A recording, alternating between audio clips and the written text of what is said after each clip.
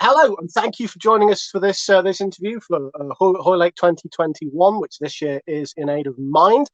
My guest now is Mr. Kim Newman, who will be familiar to many of you as contributing editor to Empire magazine and the author of their Video Dungeon column, as an author, novelist who's written many award-winning novels and short stories, particularly the Anno Dracula series of novels, and is also a founding member, I believe, of the H.P. Lovecraft Holiday Fun Club, which is something I'm hoping we'll get to a little later on. Mr. Newman, thank you so much for joining us.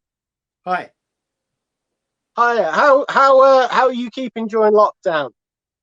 I'm fine as far as it goes. Maybe a little less productive than I would have liked to be, considering I can't go out or do anything else except write. There have still nevertheless been many distractions in my life, but hey, I'm not going to make any complaints because I work from home. I don't have any particular dependents, and I'm not in a position to go bankrupt, and I live somewhere where it's relatively easy to get essential supplies. I know that puts me like in the top 5% of people in terms of being able to get through this with I wouldn't say minimal sort of discomfort or hassle, but it's a lot easier for me than it is for many people. So it's a lot of people have been amazed to discover how unproductive they've been when they've had no choice but to be productive. It's strange. Yeah, but, I know it's not, and in my case, it's something I've just slowed down a lot rather than stopped. But who knew? Yeah. In fact, one of the things I was going to ask you was, it constantly amazes me how you find as much time as you do to be productive, considering that you seem to spend an awful lot of your time maintaining an encyclopedic knowledge of particularly horror and science fiction film, but also Westerns and film in general. Mm-hmm. I don't particularly think of myself as enormously prolific or productive. Probably what it is I work across quite a wide range of media, and so sometimes it seems like I'm doing a lot because I'm doing a lot of different things.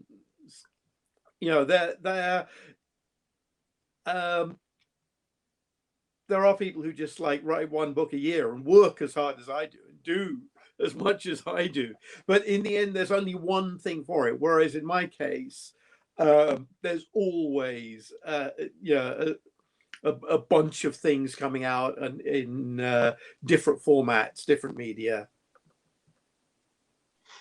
It's certainly the explosion of new media have opened up new possibilities for writers. But have you found that with the increase of streaming services and Amazon Prime, renting from home, what have you, are you finding it more and more difficult to kind of keep abreast of your field? It is now impossible to keep up. When I sort of first got interested in film, and particularly in kind of horror and science fiction, it was possible to have seen everything that was made in the genre. It was possible to, and I'm talking about the 70s, right? So there was a period where, like, if you were a science fiction fan, you watched The Fantastic Journey and Automan and Manimal, because frankly, that was all that was on. There were like 2 science fiction shows on a week. The idea that there is now there's a channel called the Sci-Fi Channel, which I almost never watch, which is like wall-to-wall science fiction stuff.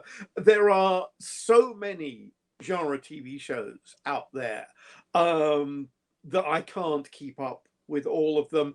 I do this column in Empire where the original, when I started doing it, it was reviewing films that only got released on video. I was, I think, the first person in Empire to review something that was only available streaming.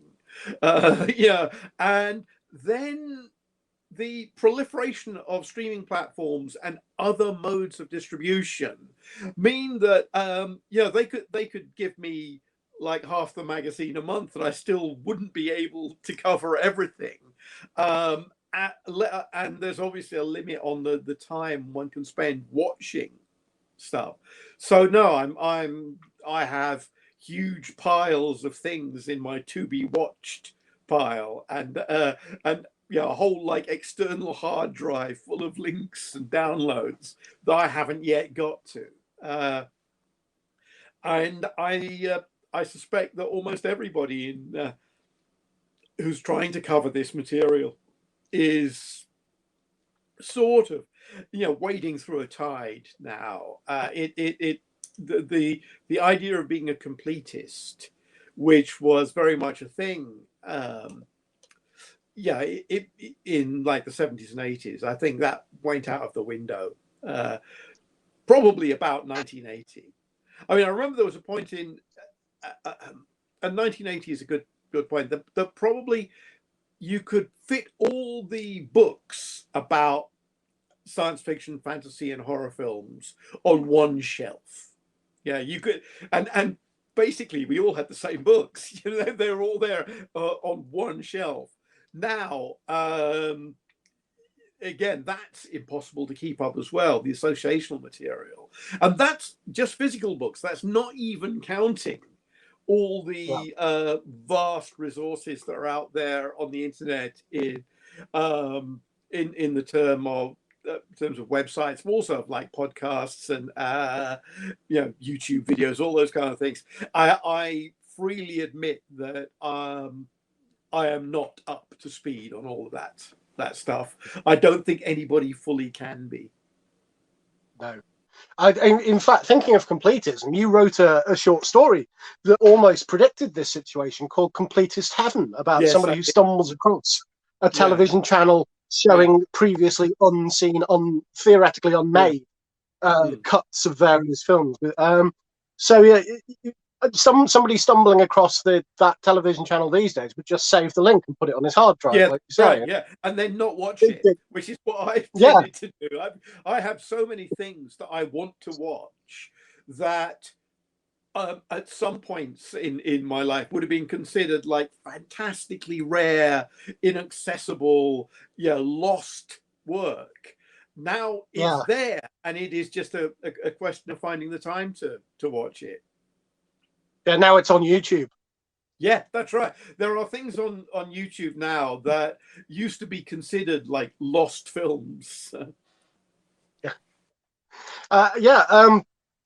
And you were talking about when you were starting out in the business in the 1980s, and well, when you started as a fan in the 70s, and moving on to I think to the 80s. I did actually write for fanzines in the 70s, but and early 80s. Fanzines were like websites, but it's photocopied. Whatever. It's weird to have to explain what that was. It was so much part of the fan culture then. But yeah, and I started writing professionally in 1982. Right. Yeah, and people who are watching this who are members of Doctor Who Appreciation Society will actually know what a fanzine is, because they still produce. I imagine they still do them, don't they? They do, yes, but they're a little slicker these days with the advent of desktop publishing. They're not all letter-statted and what have you. But I don't know what that is, so I can't explain that to younger. Oh right, yeah, no, yeah, but so when you were starting professionally, or when you were starting to write fiction professionally, I should say, you were part of sort of almost like a collective. It reminds me a little of Associated London Scripts, the old Goon Show collective, called the I've left my notes downstairs. Sorry, the Peace and Love Corporation, which you were in with Neil Gaiman and Eugene Byrne, and Stephen Yaworsin, and the late Phil Nutman. Yeah, there were one or two other people who came in for like an afternoon or something, and tipped it on some projects. But that was it was for most of the time it was me, Eugene, and Neil. Stefan worked on some of the other things, and um, Phil also was sort of involved in and out. And yeah, and that started with me and Neil just writing. Again, it's something that you can't do if you're starting out as a freelance writer now. But what we did is that we worked for men's magazines, porn magazines, and back then, porn magazines, obviously had pictures of naked girls, but they also had a whole bunch of other articles and stuff in them. I think just to fill the pages, so there was sort of no real, all that thing about people reading Playboy for the articles is true. Playboy had like really amazing writing. But the magazines we were working for did not have that reputation. But that said, they were all edited by people who were intelligent and interesting and funny or whatever. And Neil made the connection. He started selling interviews to them. One of the things that probably has been, because he's never really collected the stuff you don't quite get about Neil, is how good an interviewer he is.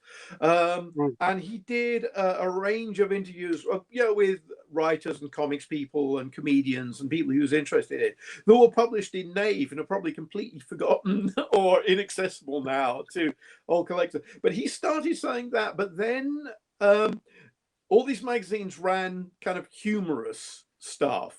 And me and Eugene were at school together, and we had written comedy material and sketches, and I had written stuff for the theatre that we'd put on.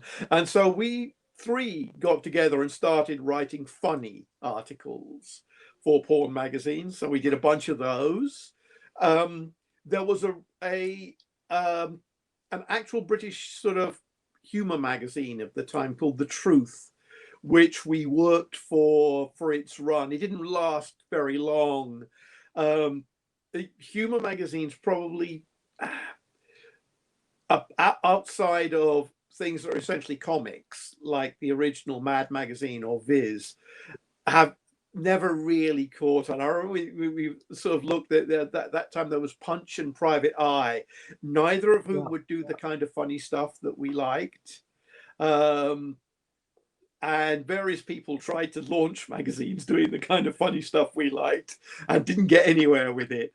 So that all kind of fell apart. But we also wrote a bunch of film treatments. We actually wrote a musical together, which was put on in Bridgewater in Somerset. The film treatments didn't get anywhere, although I turned a couple of them into novels. Bad Dreams and Bloody Students were originally peace and love treatments. And various bits and pieces. I see, we keep cannibalizing the jokes, they keep turning up in all our work. That's quite appropriate for people who write horror. That the jokes are undead as well. Yeah. In fact, you mentioned Neil Gaiman being an interviewer. In fact, I think his first published book was Don't Panic, about the Hitchhiker's Guide to the Galaxy, wasn't it? Yeah. And typically, that's a job I got him. They offered it to me first. Yeah, but I knew that he'd interviewed Douglas Adams and got on with him. So I recommended he do it, and that's how he got ahead. Yeah, I got him that other first book of his as well, the book on Duran Duran. Because that was published by the publisher who did the first edition of my book Nightmare Movies, and then went bankrupt the week after. But nothing to obviously, it's not a case that my book bankrupted them. If anything, it's a case that my book came too late to save them from bankruptcy. But like Quantum of Solace and MGM Theatre. Yeah, absolutely. And I get one of your very early published works was a collaboration with Neil Gaiman. Ghastly Beyond Belief, which is it's a book of funny quotations. It's not Yeah, I'm glad to see somebody's got it. Yeah, which was one of those. It was sort of an extension of the kind of stuff we were doing for the in the humor pieces. Although obviously it depends very much on yeah, extracts from other people's work. There was a trend at the time for sort of funny books, and we thought we'd cash in on that. It's a book I'm quite fond of. I know Neil likes it as well, but here's the thing: it didn't do very well. You know, but for something that yeah, I, it's sort of, we often got feedback from Australia because that's where they remaindered it. Yeah, so Right. every science fiction fan in Australia had multiple copies of it. It's now very hard to find anywhere else. And yeah, yeah, by the time it had come out, we'd all gone on to other things. So occasionally, I think it was reissued in e-form as part of a humble bundle of Neil's sort of obscure stuff a couple of years back, so people can see. The trouble, from my point of view, with the book is it's one of the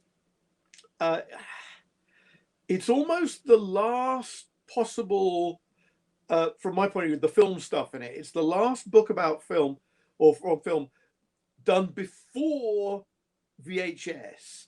And so quite a lot of the quotations are based on things scribbled down in theaters, and they're not all accurate.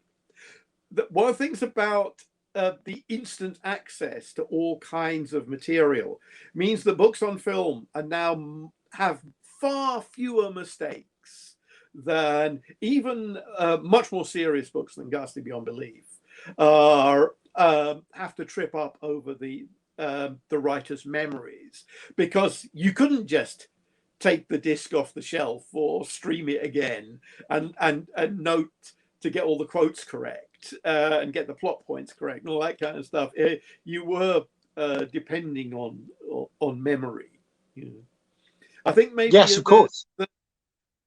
The downside, obviously, it's great that now things are much more accurate, but also it's encouraged a certain pedantic side of film or pop culture writing that has, but actually can get into very dark areas sometimes, although mostly it's just slightly boring. I'm sure none of the Doctor Who fans watching know anything about that. So yeah, that's right. I mean, Doctor Who fandom isn't even in the top 10 of toxic fandoms, is it? I'm glad to hear that. Yeah, maybe he's the top 10, but it's not top 5, right? I mean, yeah. Fair enough. Yeah. Thinking of toxic fandoms, there was something specific I was going to ask you about. I might as well ask you about it now. You wrote a semi-autobiographical book, it's been described as, called Life's Lottery, which you wrote. It's not really semi-autobiographical, although it draws a lot from the furniture of my life and of people I know. The fact is, it can't be semi-autobiographical because somebody has the lead character has a multiple life. You know. Yes. It would have to be semi-autobiographical across multiple alternative universes for that to be timelines. Also, the thing is, I was slightly reacting. I had previously written a book called The Quorum, to which Life's Lottery is sort of a sequel. And that was very much about people like me and my friends. It was about people who worked in the media, who wrote books, who broadcast, were on television. And so that's much closer to being an autobiographical novel. One of the things I was trying to do in Life's Lottery was write about people who weren't like me and my friends. Yes. But anyway. Yeah. Well, Life's Lottery. Yeah. Yeah. Yeah. So if people haven't read Life's Lottery, I highly recommend they do. It's an adult choose your own adventure, and by adult I don't mean it's all about sex, although there is sex No, in it. although It there can, was a possibility. In fact, me and Neil wrote an adults choose your own adventure story for Penthouse once. That was the first time I got to use that format. That's kind of because I wasn't a particularly big reader of those choose your own adventure books. I was aware of them and I'd flicked through a couple. And when I decided to write Life's Lottery, I did obviously read some just to see how the format worked. But yes. I don't know if Neil had read a bunch of them because he was reviewing a lot of the time, so maybe he had. But we did this sort of silly, sexy game thing for Penthouse that then stuck in my mind as a format. Sorry, that It's okay. that might be interesting at novel length. And so that it was a project that percolated for a long time. It was one that, and I always have this thing when I'm setting out to write a novel. I want to do something different from what I've done before. And in this particular case, I thought I want to do something that's experimental but still accessible. So something that wasn't a straight narrative, and also was sort of experimental with genre, because the Life's Lottery exists across multiple genres. You have, just because it has multiple timelines, it's a science fiction novel, but there's a kind of humor element to it, a satire element to it, a horror element, a mystery element. It's depending on the choices you pick. You can choose, and there's even sort of Western sequence if you choose to go down that route. But because choose your own adventure books existed as a thing, I thought, well, this is experimental, but it's also something that people will understand. And I'd also thought that, those books have been around for at that time. It was like I think the book came out in the late 90s. So they'd been around 90s, like 15 years. And I thought people who had read these books when they were kids were grown-ups now. And then those people would respond to a format they understood and knew and maybe had some fondness for. And that would bring people in who would then respond to the themes of the book, which was, I have to say, because the book is 20 years old now, it's sort of almost it's the midlife crisis book. It's the book about turning 40, and I have now turned 60. It's like I could write a whole extra book about what happened to that character in his 40s and 50s, but that would probably be too depressing to read.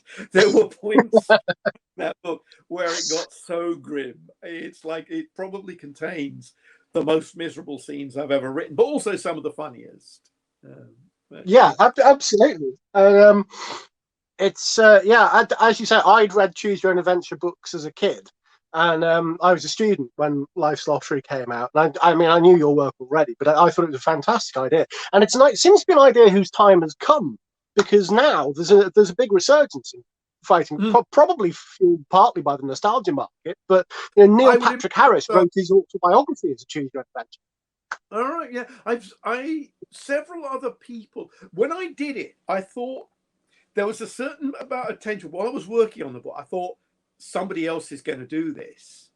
And and I thought there's no percentage in being the second person to write this book. Yeah. And miraculously it came out, nobody else had done it. And then I thought, somebody will do this again. And it took a while. There's a book called If by a guy called Nicholas Boudakos, which is sort of similar. But that's about it. I'm sure there are other people who've done stuff. Having done Life's Lottery, it occurred to me it would be really interesting to have a version of that book written by a woman writer, because the choices women make are very different from the choices men make. It's like I'd be willing to franchise it out to as it were, a woman to write her version of that story. But recently there have been a bunch. I mean, Robert Shearman's just done a big short his story monumental, which funnily enough, the first time I met him, he was saying how much he liked Life's Lottery. I wonder if he got the idea from me. I should sue him. I wonder. Yeah. No, I won't. I mean, I know Rob. I've worked with him. I thought you might be familiar. Yeah. Because he was a playwright as well before he was ever a novelist and a short story writer. Yeah, in fact, we worked in theatre together. Yes, but yeah, obviously he must have picked up on that too. Yeah, and thinking of potential women writers, of course, Rhianna Pratchett has just published a straight fighting fantasy. For the original fighting fantasy range. I know Rhianna too. I thought you might. She's a neighbour. Yeah. Yeah. Well, you'll find out we all know each other. Yeah. Yes. Yeah. Well, I believe Clive Barker lived in the same area of Crouch End as you did, and Neil Gaiman, I think, has proposed that the Cenobites from Hellraiser might be your group of people. Yeah, that's funny. It's even stranger than that, actually. I lived in Church Lane in Crouch End, and I think Clive lived in Hillfield Avenue, which is parallel to Church Lane. It was on the other side of the church. But earlier, Peter Straub had lived in Hillfield Avenue. I think he moved out before Clive moved in. And just over the railway bridge, Robert Holdstock lived, and John Brosnan for a while.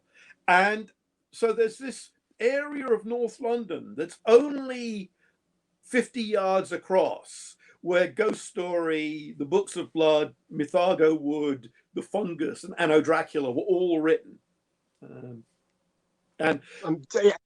Currently, I live Edgar Wright used to live just over the road, but he's moved out. But Mark Gatiss and Alan Frank live literally in the next street to me. So, is it? This would be too perfect, but is it a Nicholas Hawksmoor church by any chance? No, it's not. No, it was. In fact, it's not even a real church. I think it was bombed in the war, so it's just a spire. Right. Just, but I did wonder, having read that this small group of this small area housed a group of prolific horror writers. It was in Crouch End. I rather wondered if that was the inspiration for the short story Crouch End that Stephen King wrote. Stephen King's short story. It's one of those things.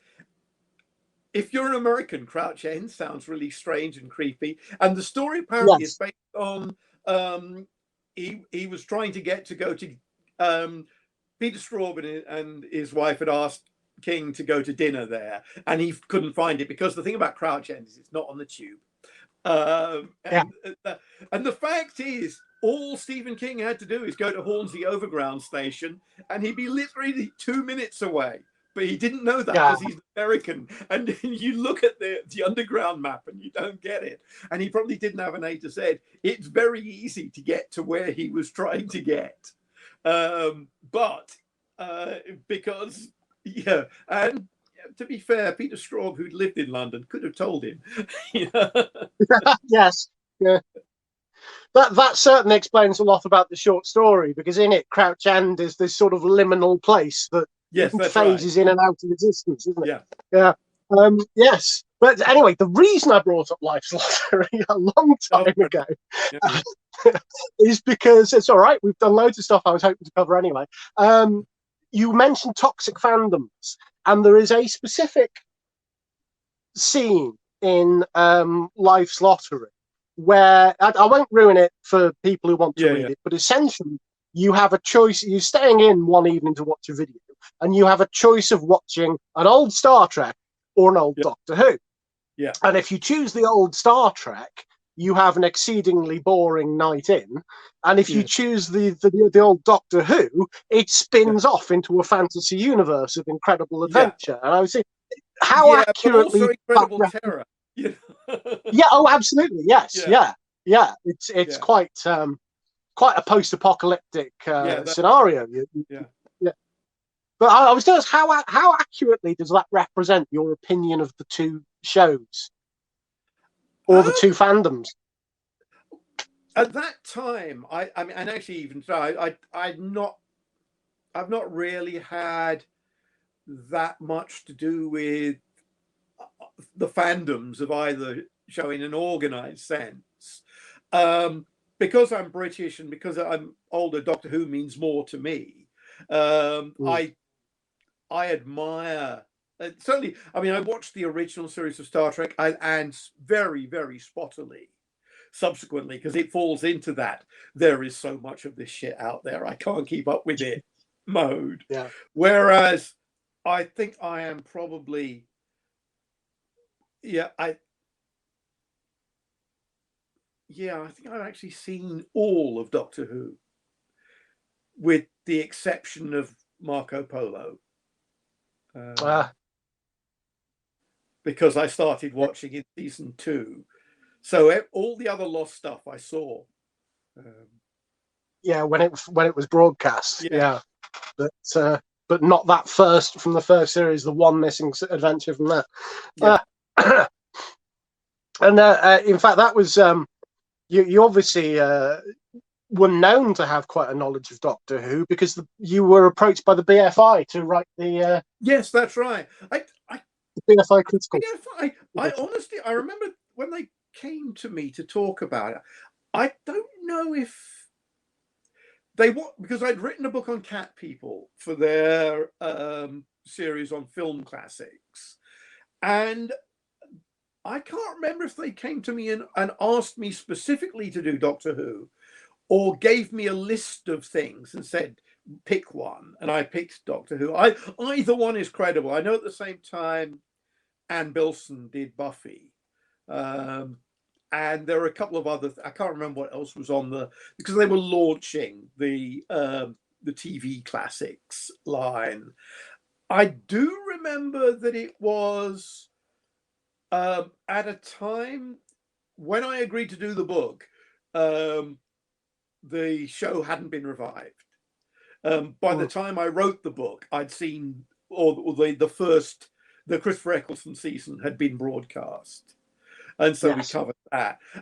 Actually, it's right. In a way, it's a bit unfortunate, because if I had written it just as a book that ended with Paul McGann, then we could now have done whole subsequent books about the modern Doctor Who, which is a different show, but related. But because we dribbled over a bit into it, there's never been a need to or an impulse to do an update. And in fact, the history of Doctor Who since Christopher Eccleston has been as intricate and complicated and up and down as the whole original run from the 60s, the 80s was. Yeah, and indeed, a lot of it has recapitulated itself with the series hiatuses and the changing in the scheduling and that's right. All sorts of So it's and of course there's the big significance of the new female Doctor, which is a huge, I'm sure would be a huge topic of discussion in that sort of book. Yeah, and I suppose what the thing is, I'm not sure if I'd be the right person to write a book about new Doctor Who in the way that I was to write a book about old Doctor Who. I think and I think that something the BFI tried to do in all the writers they got for that series is have people who were genuine critics, but also were emotionally involved in the material. I mean, I watched new Doctor Who, and me and my sort of science fiction friends complain about it afterwards, mostly. But I don't feel that it's part of my cultural DNA in the way that I still feel Doctor Who was, at least until K9, which is when I first stopped watching. So yes, I was just going to say, like a whole generation of there's a robot dog and Mary Whitehouse has ruined it. So yeah. I was going to say, actually, you can tell there's an emotional link in the BFI guide, because there is a footnote where you more or less state that the introduction of K9 ruined the show. That's explained, actually, because of course when I wrote that book, I then had to go back and watch all of it. There is a great amount of really good stuff post K9. K9 is a problem, not necessarily for the character himself. That I think it became a narrative problem, but also K9 is just physically a problem for the show that you can see they had a lot of trouble dealing with. Yeah, in the same way that Chameleon would go on to be in the Peter Davison tenure, right, because of the technical it's a limitations. clever idea, but nobody could work out how to use it. Yeah, successfully.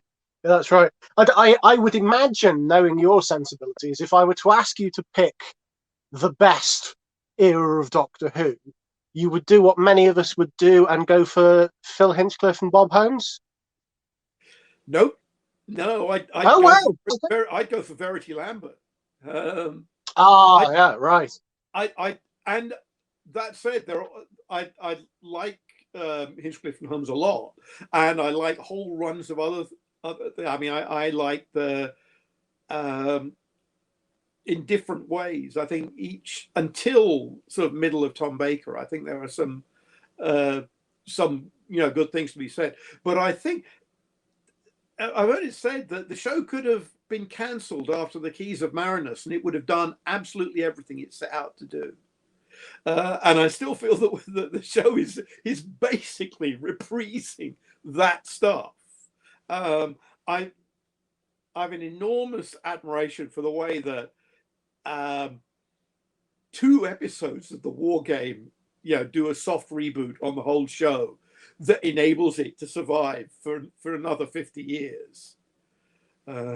Yes, yeah, it's a remarkably clever device, isn't it? Considering it answered questions that you'd forgotten they'd even asked, and again, as an original viewer in the 60s, the sense that you weren't expecting solutions to the mysteries; they were just there. And I thought that giving you partial solutions was better than explaining everything too much and too many times and revising it, which is what I think has been a problem with the show recently. But also, I have to say, I see it as a problem with many other franchises that are throttled by years and years of material. If you look at Marvel and DC, who both had to reboot their universes so that the half-life of their characters sort of shrinks with every new iteration, they are also struggling with just the sheer weight of material and trying to reconcile contradictory strands. The thing is, and I said this when I wrote my own Doctor Who story, is that continuity is a nightmare, and the best thing to do is take the bits you like and ignore the bits you don't, and just get on with it. Yes, yeah. Well, I think I can't remember. I don't think. The first issues of Sandman are well after Crisis on Infinite Earths, but I think Neil was working in some sense for DC at the time, and he said it was a big mistake. that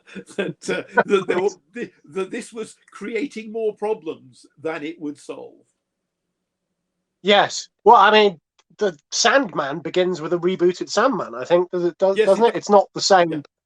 Yeah. And Russell T Davies. It's not the guy with the gas mask, and it's not the weird. No. It is sort of the weird Jack Kirby one. The Sandman, by the way, I'm assuming was an influence on the Incredible Dr. Shade.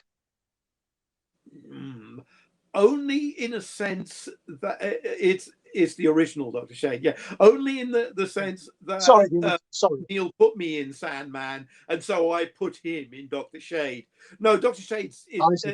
I mean, maybe the Golden Age Sandman is, but I was thinking more of the Shadow and the Spider, and Bulldog Drummond and a whole bunch of other things. But but because in fact the Golden Age Sandman, although Sandman Mystery Theatre was a really interesting version, the Golden Age Sandman is rather ordinary, isn't he? He's just a knockoff the pulp characters, the Shadow, the Spider, and Doc Savage, that kind of the Spirit, those and yeah, but the gas mask is kind of cool, but that didn't last long, and he was then rebooted as a sort of very generic Batman and Robin knockoff.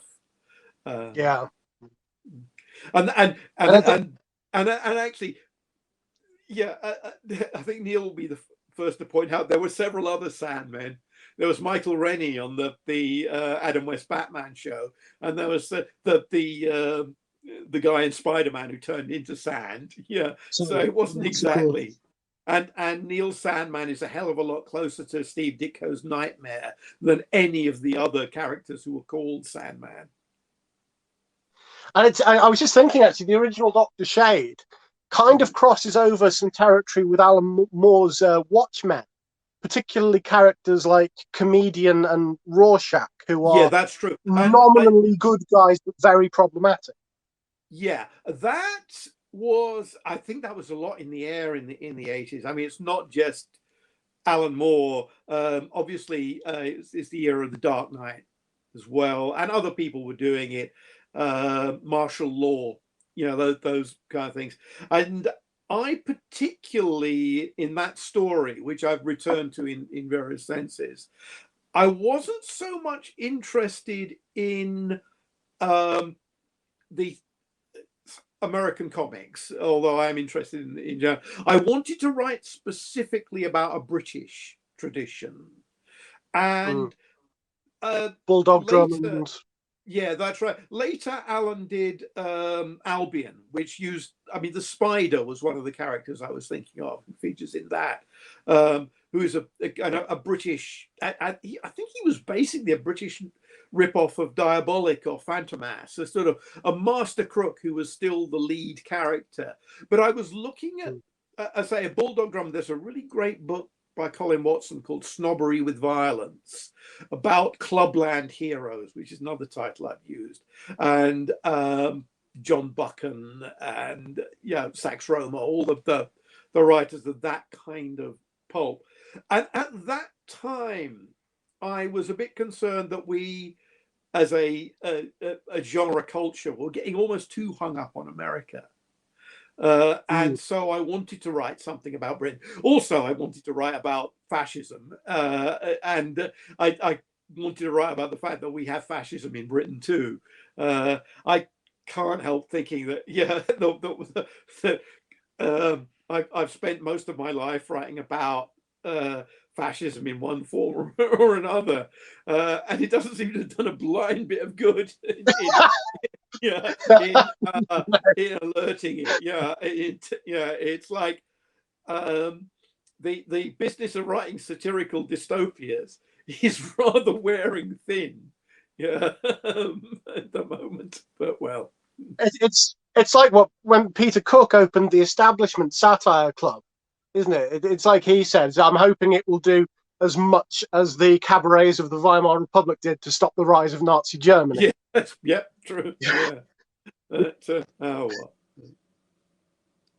But I'm glad you mentioned just before your own Doctor Who novella, Time and Relative. We were talking about continuity and how much of a problem it was, and indeed, I was going to make the point that Russell, it's sort of strongly suspected that the reason Russell T Davies killed off Gallifrey off screen was to get rid of all the continuity problems of the Time Lord Society and what have you. Yeah, we should all back, but I suspect that's true. Yes, and have been killed off again and are back again. Yeah. But is that why you chose to set your novella Time and Relative before the television show starts? Yes, that's exactly. But also, as I said, that's the period of the show that I think holds up for me the best. It's obviously it's where I came into the story, and I wanted to write something that addressed the beginnings of it, and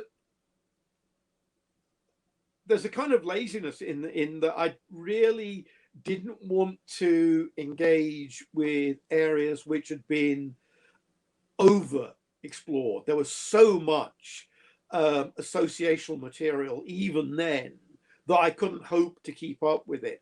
At that time, my understanding is that there'd been very, very little written in the Doctor Who spin-off lines set before An Unearthly Child. So that gave me a freer rein. I think it may even have been something that the BBC deliberately didn't want people to do. But because of the weird sort of sub-licensing on the Telos novellas, that was not an issue for me. And it was going to be the first of the line. So I thought, well, we should start with the beginning. And so I went back to the beginning. It's pretty much a prequel. And I wanted to, my understanding also was that outside of the TV show, not that much had been done with the character of Susan, who I wanted to write about. She struck me as being much more interesting at the beginning than she was allowed to be on the show, and so I thought I'd go back and see if I could give her a voice or find aspects of her that were worth exploring. So and I have to say that when the TV show came back, that also meant that the series got cancelled. So I didn't write Dimensions in Space, which would have been the next one, which would have ended the story. So, right, okay, that's handy. Yeah. I did. There's also I seem to remember there's a little moment in Time and Relative where you mentioned that there are little eddies in history, like continuity errors, that are caused by the Doctor futzing with his TARDIS to stop the Time Lords tracking them, which I thought was a splendid example of getting your defence in first. Yeah, there was a bit of that, and there was a bit of lampshading for what would have been Dimensions in Space, but. I mean, you say you wanted to make Susan more interesting. Of course, the whole thing is written through Susan's eyes. So it's quite a lot about her relationships with humans rather than with the Doctor. There's a weird thing about this, and it's only just come back to me. It's when it was commissioned, I don't know, I must have misread something. And I did a draft. And it was all, and it's the story as you get, is sort of really focused on story. And I turned it in, and David Howe, the commissioning editor, said, you know, it's supposed to be 30,000 words, and you've given me, I think it was 25. And I went back and I looked, oh God, you're right. And so I went back, and in the rewriting, I'd say I didn't add plot, I added character. And a lot of the stuff that I really like in the book is because of that. It's because I had to go back in and put it in.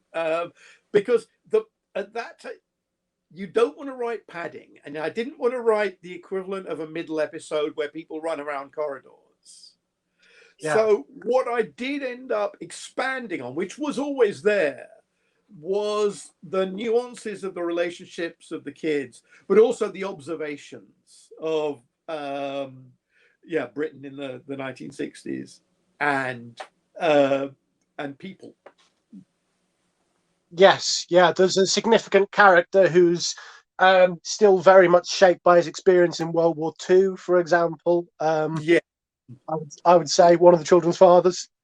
Yes, that's right. No, that was a big thing. Yeah, if you look at popular culture in the 60s, and frankly, with the obsession with World War II recently is it's not gone away, has it? No, if anything, it seems to have had something of a resurgence recently.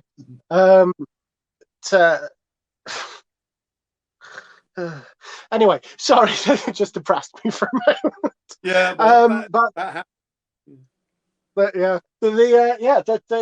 one of the things about the characters in the book is that the enemy that they face is a creature made of sort of sapient coal almost. The villains, by the way, are snowmen, which is an idea I noticed that New Who has used since then. Yes, that's right. Weirdly, I also wrote this story called The Biafran Bank Manager, about monsters that move whenever you don't look at them. Oh, right. Okay.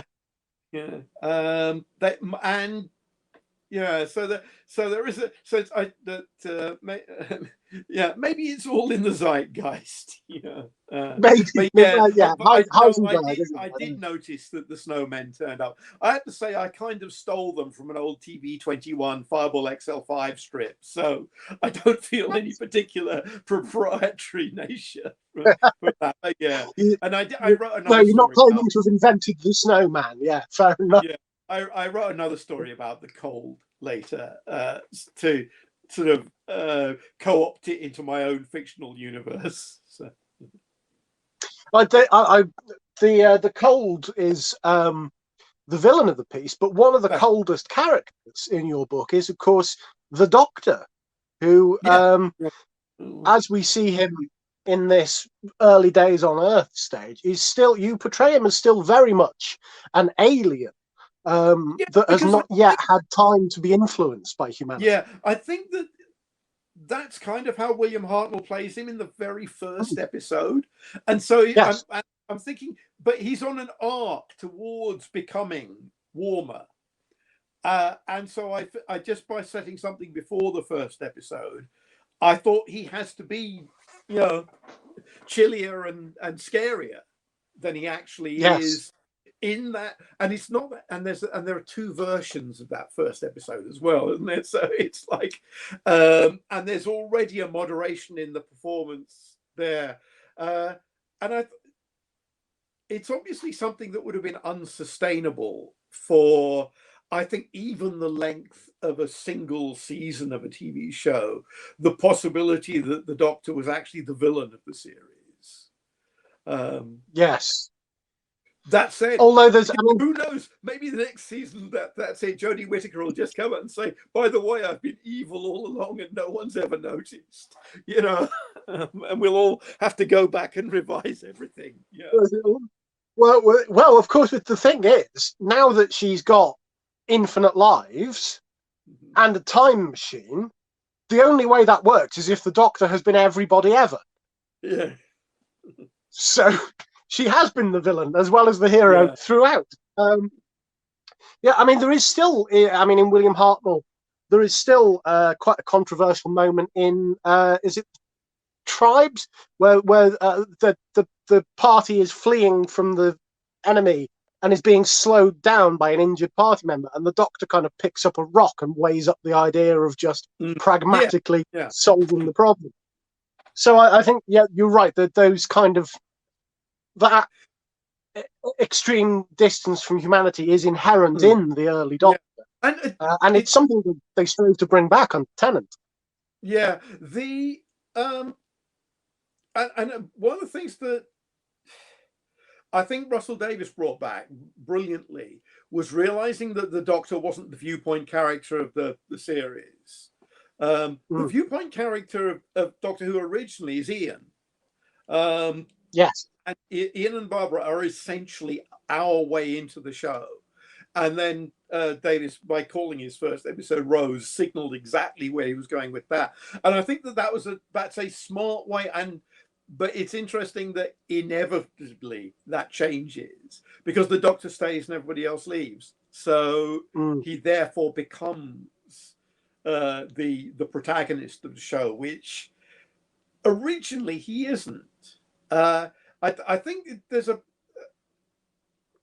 argument to be made that the Doctor isn't a hero like Sherlock Holmes or Batman or James Bond.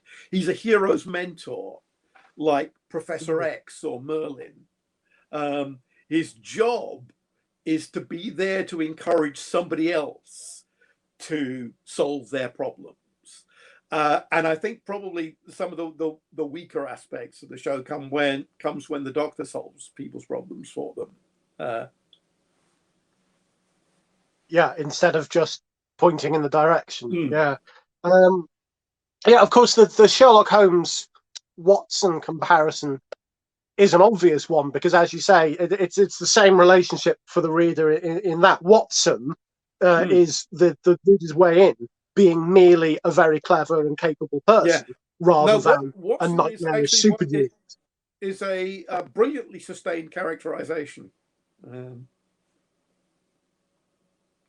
Yes, I've never been a fan of Nigel Bruce, but only because his Watson tends towards the bumbling and inept. Yeah, I don't mind that so much. I love those films. But the thing is, I think that Sherlock Holmes and Dr. Watson, like Hamlet, it's like it's not a question of picking a favorite. It's a question of looking at 10 or 12 of them and seeing the contrast between them. What's interesting is how much variation there is in all those characters. Yeah, I mean, what Bruce does, he does brilliant. It's not the actor's fault. It's just the way the character's written that I don't like. Oh yeah, there are. He's supposed to. Some of the comedy bits and the films don't work, but some of them are rather, I think, are brilliant. And I think that he's whenever he's talking to Basil Rathbone, he's great. I think maybe when he's falling over a bit and impersonating a duck or whatever, that's doesn't is less effective for my mind. Yeah, but yes, no, they have great chemistry together, which all Holmes and Watsons need to have. So, you wrote a collection of stories based on the Holmes-Watson relationship called Hound of the D'Urbervilles, which I can't see. Although, of course, it's not based on the Holmes-Watson relationship, but it's based on the relationship of Professor Moriarty and Sebastian Moran. Colonel Sebastian Moran. Who sort of... It's something that's in... The thing is, both those characters only appear on like 3 or 4 pages in the entire Sherlock Holmes canon. And by the time he invented Sebastian Moran, Moriarty was dead. And you have to infer their relationship. I think the first time I saw the characters actually interacting is in some of those 1930 Sherlock Holmes films with Arthur Wontner. There's a sequence in there in one of those where you see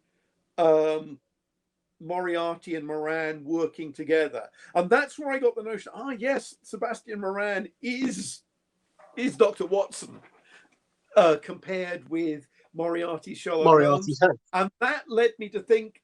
And this is one of those things, rather like Time and Relative. The BBC commissioned me to write a very short Sherlock Holmes type tie-in story for a website, and then I thought, I'll go back, and I did my version of a scandal in Bohemia, a shambles in Belgravia, which introduced the idea of Colonel Moran as Dr. Watson to Moriarty. And then I thought, actually, there's enough here for a book. And I ended up writing a series of novellas that intertwine into a novel, which is a Victorian format that Conan Doyle oddly didn't use, but other people who wrote detective or crime stories at the time did. And so, I explored that notion. There's you mentioned again being commissioned to do Time and Relative. Of course, you're familiar with a lot of writers like Neil Gaiman, Robert Shearman, who've been employed by the BBC to write on Doctor Who. Is that something that's ever crossed your mind, or you would hope to do? Right. Or I know you've written plays for radio. Have you ever considered writing to Big Finish, for example? Writing for Big Finish? One of my plays was produced by Big Finish, but that was I think it was a radio commission that it was a website commission from the BBC that ended up being farmed out to Big Finish. So I've worked with them, but again, they've never really asked me. I'm here. I'd consider it. we'll have to, viewers, we're going to have to try and plant the idea, because we would get some very interesting stuff out of that collaboration, I think. Well, thank you very much. You've been very generous with your time today, Mr. Newman. I've got Oh, one well, last thing I'd like to ask you about, if I may. oh, Um, absolutely. as you Thank you very much. Thank you. As you know, we're raising funny for Mind, raising money for Mind. We're not doing Mhm. anything funny for Mind. That's Comic Relief's job. We're raising money for Mind this year. And one of your most recent novels, An English Ghost Story, features quite significantly a protagonist with mental health issues. It's a young woman who suffers quite severely from anorexia. And I just wanted to ask, how do you go about researching the role and putting your head in that kind of space, character space? Well, I have to say, one, as you can probably tell, it's not autobiographical. Eating an eating disorder is a thing that I have never had. I think Tell me about anyone who's a creative writer has to understand obsession on some level. I think it's impossible to be um, a novelist or even a painter or a sculptor or whatever without some level of OCD. You know, I think you need that kind of detail oriented, uh cannot leave it alone thing. And I think that means that as a group we are quite good at understanding extreme mental states. And I didn't do an enormous amount of research. One of the things I found out when I started writing this book and talking to people is just how many people I know who have had experience of these issues. And also, I was very affected when the book came out that people would talk to me and say how that they deeply identified with and appreciated the sort of the care and the understanding given to that character. And it's a case of uh, a character being slightly shaped by plot. Is that there's something really interesting about eating disorders compared to most addictions.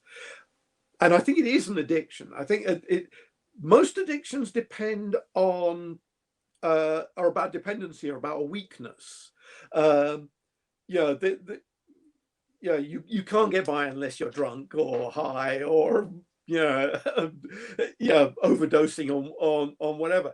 The thing about eating disorders, they require willpower that. to commit to doing something that your entire body is telling you not to do is diametrically the opposite of surrendering to something that your body or your illness is telling you to do. Um, and that's quite a useful trait in a character who you want to survive a supernatural experience. Um, I do at some point want to write not a sequel, but a follow up dealing with that character as an adult and how, yeah, because again, it turns out that I know rather a lot of people who had that issue in their past and have incorporated it into their present day lives and are still essentially struggling with it. I think it's something that probably we understand rather more even than when I was working on the book. And it was a book that took a long time. There was a period between drafts. The first version was written in the late 1990s, and it didn't come out for like 12 or 13 years for some boring contractual things, but also as a back burner project, it got set aside. So I was writing at a different time, and I think that now maybe it's something that we recognize and understand a lot more than we did then. Certainly, I can look back at the kids I was at school with, and I can now diagnose a lot of their problems a lot more than anybody could then. To the extent that there were some people who just seemed, beyond help, who now probably could be helped. So there is at least some, some progress. Although I also think that the way modern society works has got to the point where there is a terrifying sense that the culture now enables harmful behavior, particularly among young people. And the work that needs to be done on groupthink and the way, I don't know, peer pressure and mob mentality, and maybe we were coming back to toxic fandoms again. Yes. The way that the internet has created whole new, unimagined rafts of, I would say, mental illness and shared delusions is again something that the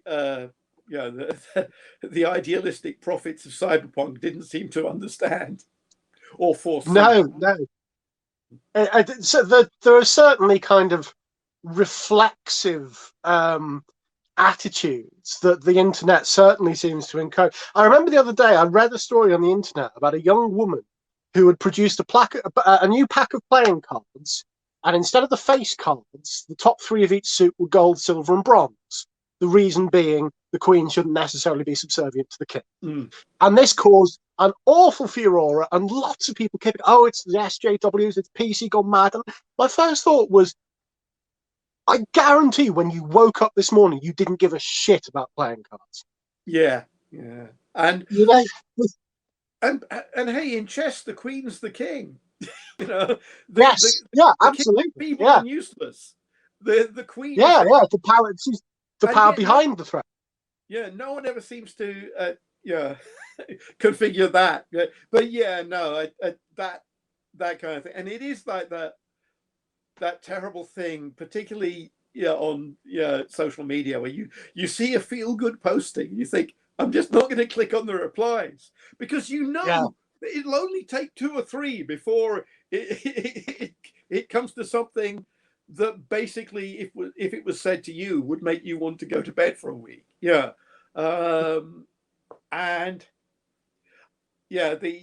Obviously I'm a horror writer. I've spent a lot of my life contemplating cruelty, and in some cases I even understand it, but that does not mean I approve of it.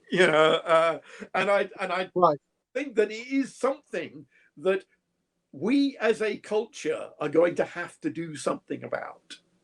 Yeah, and we've seen quite an extreme expression of it just recently with the little bubble of Trump fans invading the White House because they believe they're getting pardons from the president, and it's all part of the Q project. Great. But still, on a happy note, you've given me a great idea to get myself on the news. I'm going to create atheist chess where all the bishops are replaced by spin doctors. Fantastic. Well, thank you so much for all the time you've given us. Happy to do it. Thank you so much. We will have the links up for donations to Mind for anybody watching who's willing to. I know it's difficult for everybody at the moment because of multiple lockdowns. If you can spare a little, please do. If you can't, please don't feel guilty. The last thing we want is anyone to go away from this feeling worse. But what we've heard there at the end from Mr. Newman, pros and cons for Mind. Pros, much more awareness around mental health issues in the general public.